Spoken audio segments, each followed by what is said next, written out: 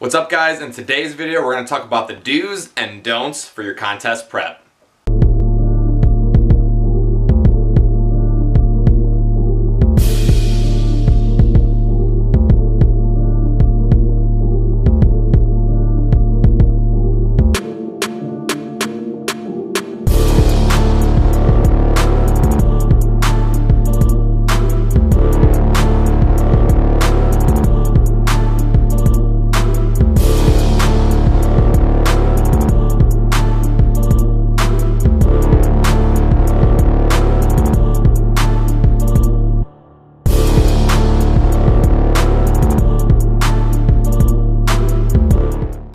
I shot a video previously on the do's and don'ts for your off season, so check that out. I'll actually put that in the description below. But today I wanted to talk about the do's and don'ts for contest prep since bodybuilding season is officially with us. So the first do of your contest prep is do have a plan.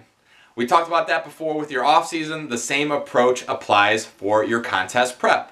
So what are some things that you should have with your plan? Well, the first thing that you should do to have it with your plan is know how much weight you need to lose. When you determine that, and sometimes if you're a first-time competitor, you might not have that number.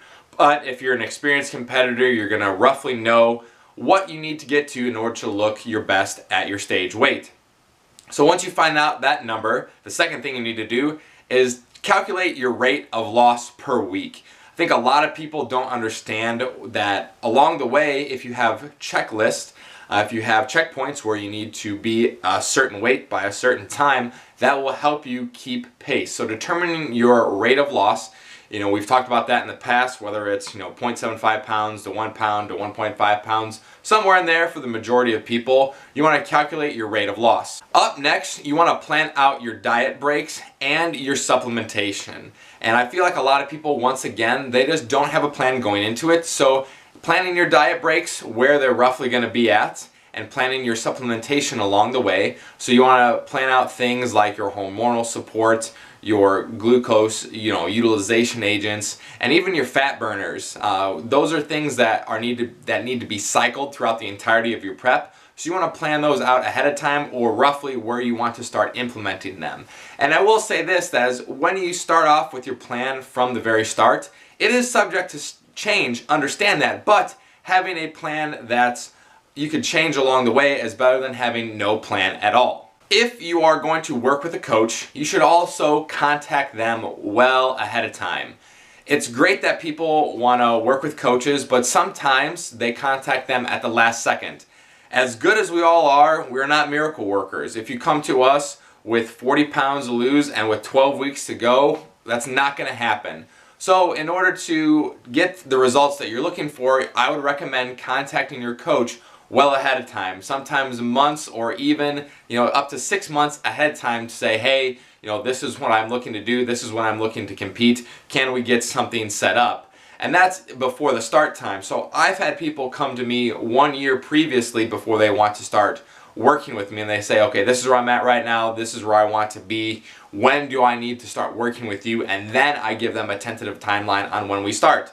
So the earlier you contact your potential coach or your current coach, the better. Another big do is leave cardio for at least about the second half of your contest prep. I think a lot of people rely on cardio to help spur weight loss at the beginning, when in reality it should be used as a tool for later on. The last do is practice posing often. And as hard as we all work, and as much as we put into our diet, and as much as we put into our training in the gym, I see at every single show that I go to, every single show, and anybody that's ever been to a bodybuilding show has seen people with absolutely cringe-worthy posing. So bad that you can't even watch them on stage because it hurts so much. And they might have a good physique, but they don't know how to display it. They look lost on stage. They're wondering what the judges are saying when they call for a back double by or anything like that. They're just like unfamiliar. It's like they're a spring chicken and this is the first time they're deciding to walk. It's the first time they're deciding to walk out on a bodybuilding stage and they don't know what they're doing. So practice your posing often is a big do. Now for the don'ts. Don't suddenly change your training program right when you start contest prep. And I think a lot of people do this by mistake, is they go from more of a strength-based program to more of a super duper high rep program, thinking that it's going to help them lose weight. In reality, you should probably keep your training program roughly the same concept, progressive overload, some low days, some high days when you start a contest prep. You don't want to all of a sudden magically change your training program hoping for a miracle. Another big don't is you don't want to start cutting calories too quickly. Yes, you do have to make a larger cut right off the bat in order to get from a surplus to maintenance and or a deficit, obviously if we're looking to lose weight, but some people cut calories much too quickly.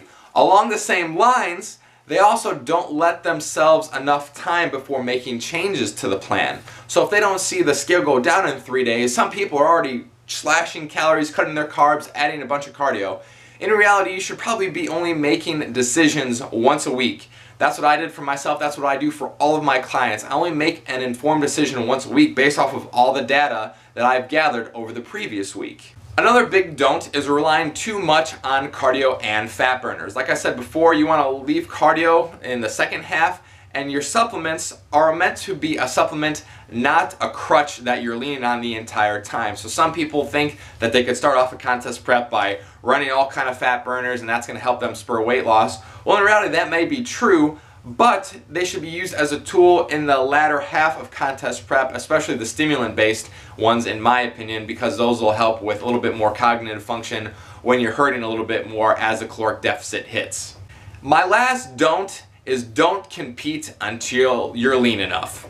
And I see this all the time as people might want to rush themselves to the stage. They have a show picked out, they have a hard date in mind. This is my show. This is the one that I'm going to do no matter what. Maybe because it's 30 minutes from their house and all their friends are doing it, their friends at the gym are doing it. And that's great, you know, that there's local shows, but if you want to do well in the sport, you can't chase a date, you have to chase a physique.